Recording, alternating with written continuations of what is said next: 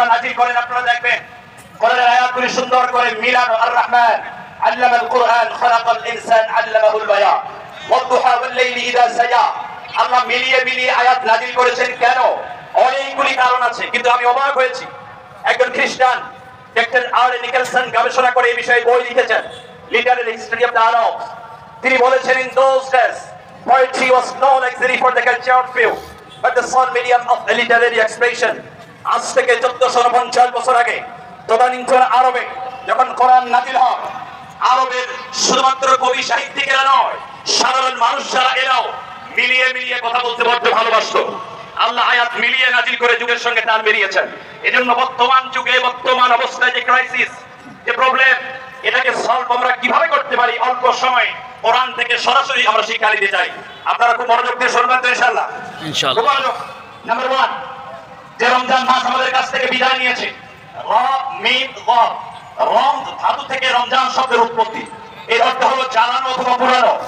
আগুন যেমন লাকড়িকে জ্বালিয়ে ভস্ম করে দেয়, কেউ যদি রমজান পালন করে সেটাকে সঠিকভাবে আদায় করতে পারে, তার জীবনের গুণাগুলিকে জ্বালিয়ে ধ্বংস করে দেওয়া হয়। নাম্বার 2, ফিল জান্নাতি থামানিয়াতু আবওয়াবিন মিনহা বাবুন ইউসাম্মা রায়্যান লা ইয়াদখুলুহা ইল্লা সায়িম। খুব মনোযোগ, ড্রোনের দিকে দেখা দরকার নেই, আমার দিকে দেখেন। জান্নাতে প্রবেশের জন্য দরজা হবে মোট 8টা। একটু বলেন তো কয়টা? অনেকের মনে হয় এখনো ক্ষুধা আছে, মানে রমজানের অবস্থাটা আছে। আওয়াজ দেন। জান্নাতের দরজা কয়টা? 8টা। স্পেশাল একটা দরজা থাকবে, তার উপরে লেখা থাকবে রায়্যান। ওই দরজা দিয়ে শুধুমাত্র রোজাদার ছাড়া কেউ যেতে পারবে না। আপনার অর্থটা বুঝেন, এই জন্য সুবহানাল্লাহ বলেন। আগে বলি তারপরে বলি। পার্লামেন্ট, আমাদের জাতীয় সংসদ যেটা, পার্লামেন্ট মেম্বার যারা হয় তারা সবাই সম্মানিত হয়। পার্লামেন্টে প্রবেশ করার জন্য অনেকগুলি দরজা আছে, কিন্তু সেখানে স্পেশাল একটা দরজা আছে। ওর উপরে লেখা আছে only for speaker, prime minister and president. এই দরজা দিয়ে শুধুমাত্র স্পিকার, প্রধানমন্ত্রী এবং প্রেসিডেন্ট ছাড়া কেউ যেতে পারবে না। পার্লামেন্ট মেম্বার সবাই সম্মানিত, কিন্তু স্পেশাল ভাবে 3 জনকে সম্মানিত করা হয়েছে। কিয়ামতের দিন জান্নাতে যারা যাবে সবাই সম্মানিত হবে, কিন্তু সিয়াম পালন করবার জন্য যারা জান্নাতে যাবে তাদের জন্য আলাদা দরজা তৈরি করে আলাদা সম্মানিত করা হবে। সুবহানাল্লাহ। এটা কেন? এটার ব্যাখ্যা দিতে সময় লাগবে, কিন্তু আমি 2 মিনিটে বলে দিই। খুব মনোযোগ। পৃথিবীতে যত ইবাদত আছে, নামাজ বলেন, হজ বলেন, যাকাত বলেন, প্রত্যেকটা ইবাদতের 2টা দিক থাকে, একটা বাহ্যিক, একটা আভ্যন্তরীণ, একটা বাইরের, একটা ভিতরের। যেমন নামাজ, অনেক মানুষ আল্লাহর জন্য নামাজ পড়ে, অনেকে মানুষকে দেখানোর জন্য পড়ে। এরকম পাবলিক আছে না নাই? এমন জায়গায় গেছে নামাজ না পড়লে উপায় নেই, উজু আছে কিনা আল্লাহু আকবার, তার উপায় তো নাই। তাহলে নামাজটা দুভাবে করা যায়, হজ দুভাবে করা যায়, আল্লাহর জন্য করা যায়, মানুষকে দেখানোর জন্য করা যায়। পৃথিবীতে একমাত্র ইবাদত সিয়াম। কোন পাগলেও মানুষকে দেখানোর জন্য 14 ঘন্টা না খেয়ে থাকবে না। বেশি পিপাসা লাগলে ঘরে যাবেন, একটু খেয়ে আবার বেরিয়ে যাবেন, কেউ দেখবে না। কিন্তু আপনারা কি খান? কথা বলেন, আপনারা খান? আপনারা খান না কারণ আপনারা জানেন কেউ যেটা দেখে না ওটা দেখে কে? আল্লাহ। এর নাম হলো তাকওয়া। সুবহানাল্লাহ কবেন না? কেউ দেখে না, আল্লাহ দেখে। এই যে তাকওয়া ভিতরে অর্জিত হয়েছে, এই তাকওয়ার শিক্ষা আপনার চাকরি বাকরি, অফিস, আদালত, সেক্রেটারিয়েট, ব্যবসা বাণিজ্য সব জায়গায় যদি ছড়িয়ে দিতে পারতেন, এই বাংলাদেশ দুর্নীতিমুক্ত হবে। একদিনও সময় লাগবে না ইনশাআল্লাহ। সুতরাং দুর্নীতি দমন কমিশন দিয়ে শুধুমাত্র দুর্নীতি বন্ধ করা সম্ভব নয়, যতদিন পর্যন্ত তাকওয়া ভিত্তিক সমাজ ব্যবস্থা করে তোলা যাবে না। নাম্বার 2, ইকোনমিক্যাল ক্রাইসিস, অর্থনৈতিক মন্দা কিভাবে দূর করবেন? নাম্বার 1 আমরা পেলাম, দুর্নীতি বন্ধ করতে হলে তাকওয়া ভিত্তিক সমাজ ব্যবস্থা করে তুলতে হবে। এটা রমজান শিক্ষা দিয়েছে। আর আমাদের অর্থনৈতিক মন্দা যদি দূর করতে চাই, এটাও তাকওয়া। আল্লাহ পাক বলেছেন কিভাবে? ওয়ালাউ আন্না আহলাল কুরা আমানু ওয়াত্তাকাউ লাফাতাহনা আলাইহিম বারাকাতিন মিনাস সামাই ওয়াল আরদ।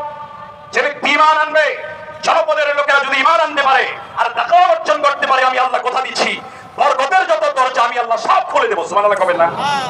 বরকতের ব্যাখ্যা তো সময় লাগবে, আমি সংক্ষেপ করছি।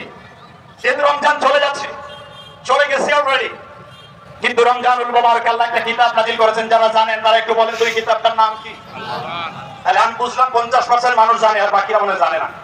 ওই কিতাবটার নাম কি? আল কোরআন। কোরআন কি আছে নাকি রমজানের সাথে চলে গেছে? আছে। কোরআনটা কি? দুই একটা মেসেজ আপনাদেরকে দেই। আল্লাহ পাক উত্তর দিচ্ছেন কোরআন কি। ওয়া নাযালনা আলাইকাল কিতাবা তিবয়ানান লিকুল্লি শাই। Chemistry, physics, biology, geology, astronomy, human agriculture, পৃথিবীতে জ্ঞান বিজ্ঞানের এমন কোন শাখা নাই আল্লাহ যেটা কোরআনে বলেন নাই।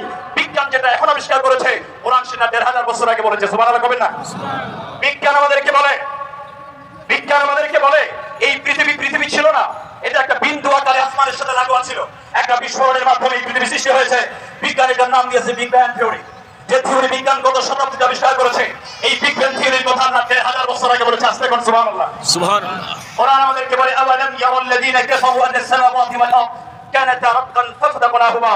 কাফিররা কি দেখে না এই আসমান এবং জমিন একই সঙ্গে লাগোয়া ছিল, আমি আল্লাহ এটাকে খুলে দিয়েছি। আল্লাহু আকবার করে বলেন। সম্মানিত ভাইরা, আমরা বলতে চাই কোরআনুল কারীম আমরা মানি না বলে এই পৃথিবীতে মুসলমানদের আজকে এই অবস্থা।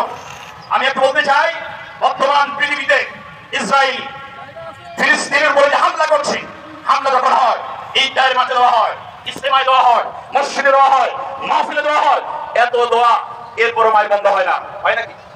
কথা বল না কেন? মাইক বন্ধ হয়? তাহলে কি আমাদের দোয়া কবুল হয় না? 3টা কারণে আমাদের মাইক খাওয়া লাগে। বলবো? আপনারা কি রাগ করবেন? রাগ করলে আমি বলবো, কারণ আমি ইমাম হিসাবে এখান থেকে যদি হক কথা বলতে না পারি, আমার এখানে দাঁড়ানোর কোনো দরকার নাই। কথা বল না কেন? ঠিক না? সম্মানিত ভাইরা, আজকে ইসরায়েল যে হামলা করছে ফিলিস্তিনের উপরে, আমরা এত দোয়া করি কেন কবুল হয় না? 1 নম্বর কোরআন থেকে বলছি, আল্লাহ আমাদেরকে ওয়াদা দিয়েছেন, ওয়ালা তাহিনু ওয়ালা তাহজানু ওয়া আনতুমুল আলাউন ইন কুনতুম মুমিনিন। তোমাদের কোনো ভয় নাই, তোমাদের কোনো চিন্তা নাই, তোমরাই বিজয় লাভ করবে যদি তোমরা মুমিন হতে পারো। আমরা প্রকৃত মুমিন হতে পারি না। যদি মুমিন হতে পারতাম, বদরের প্রান্তরের মতো সাহায্য আসতো। নাম্বার 2, পৃথিবীতে মুসলমানরা মার খাচ্ছে। যখন পৃথিবীতে প্রথম বিশ্বযুদ্ধ হয়, এরপরে যাতে যুদ্ধ বিগ্রহ না হয়, জন্য লিগ অফ নেশনস গঠন করা হয়, কিন্তু কাজ হয়নি, দ্বিতীয় বিশ্বযুদ্ধ হয়ে গেছে। এরপরে যাতে যুদ্ধ বিগ্রহ না হয়, জন্য ইউনাইটেড নেশনস অর্গানাইজেশন, জাতিসংঘ গঠন হয়েছে। আমি জানি না এই কথা বলে আমার কি হবে, কিন্তু এরপর আমি বলতে বাধ্য হচ্ছি, পৃথিবীতে মুসলমানদের কোনো কাজে জাতিসংঘ কখনো আসে নাই, কিয়ামতের আগেও আসবে না। এত আশা করে বসে থাকার কোনো দরকার নাই। আমেরিকার নিউ ইয়র্ক সিটিতে বসে জাতিসংঘ একটা সনদ তৈরি করেছে, আন্তর্জাতিক মানবাধিকার সনদ। আমি সেখানে বসে ফার্স্ট আর্টিকেল তাদের পড়েছি। আন্তর্জাতিক মানবাধিকার সনদের ফার্স্ট আর্টিকেল তারা লিখেছে, all human beings are born free and equal in dignity and rights. They endowed the reason and conscience should exchange one another in a spirit of brotherhood. তারা বলেছে পৃথিবীর মানুষগুলি জন্মগ্রহণ করে free and equal in dignity and rights, স্বাধীনতা, সার্বভৌমত্ব এবং সমান অধিকারের ভিত্তিতে। কিন্তু আজও পর্যন্ত আমরা দেখতে পাচ্ছি ফিলিস্তিন পরাধীনতা শৃঙ্খলে আবদ্ধ। ঠিক কিনা? তারা সনদ তৈরি করেছে, বাস্তবে প্রমাণ করতে পারে নাই। যতদিন পর্যন্ত পৃথিবীর মুসলমানেরা ঐক্যবদ্ধ হয়ে একই প্ল্যাটফর্মে আসতে পারবে না, ততদিন পর্যন্ত আমাদের লাঞ্ছিত হতেই হবে। ঠিক কিনা? আজকে এই গোল শহীদ ময়দান থেকে আমি আহ্বান জানাতে চাই সমস্ত মুসলমানদেরকে, আসুন একই প্ল্যাটফর্মে ঐক্যবদ্ধ হন।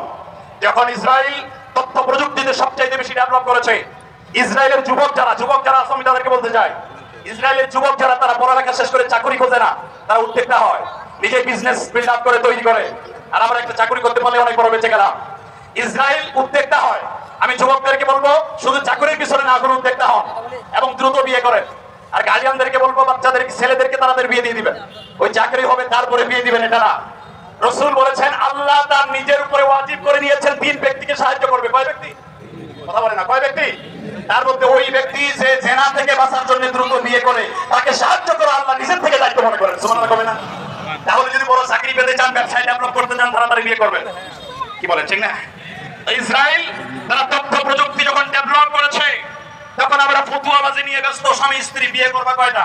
তোমার টুপিটা বড় হবে না ছোট হবে, গাড়ি ছোট না বড়, তুমি যখন ফতুয়াবাজি করছো, তখন তারা ডেভেলপ করেছে, হামলা করেছে ইসরায়েলের উপরে। তুমি শুধু দোয়াই করছো। দোয়া করলে হবে না। ওয়াল কুরআনিল হাকিম, বিজ্ঞানময় কোরআন আল্লাহ তোমাকে দিয়েছেন। কোরআনকে রিসার্চ করে, গবেষণা করে, তথ্য প্রযুক্তিতে এগিয়ে যাও, অর্থনৈতিক স্বাবলম্বন অর্জন করো। এরপরে যোগ্যতা অর্জন করলে অবশ্যই আল্লাহ তোমাদেরকে বিজয় দান করবেন। ঠিক কিনা? আমাদেরকে যোগ্যতা অর্জন করতে হবে। আমরা যোগ্যতা অর্জন করতে পারি নাই। সম্মানিত ভাইরা আমার, বর্তমান রমজানুল মুবারক যেহেতু বিদায় নিয়েছে, এই যে মাস আজকে থেকে শুরু হলো, এটা কোন মাস? কথা বলে না, কোন মাস? শাওয়াল মাস। এই যে 12 মাসে 1 বছর, এটা কে নির্ধারণ করেছেন? জোরে বলেন তো, কে বলেছেন? নাকি আমরা নির্ধারণ করছি? ইন্না ইদ্দাতাশ শুহুরি ইনদাল্লাহি 12 শাহরান ফি কিতাবিল্লাহি ইয়াওমা খালাকাস সামাওয়াতি ওয়াল আরদ। আল্লাহ পাক বলেন, যেদিন আসমান জমিন বানিয়েছিলাম, সেদিন আমি 12 মাসে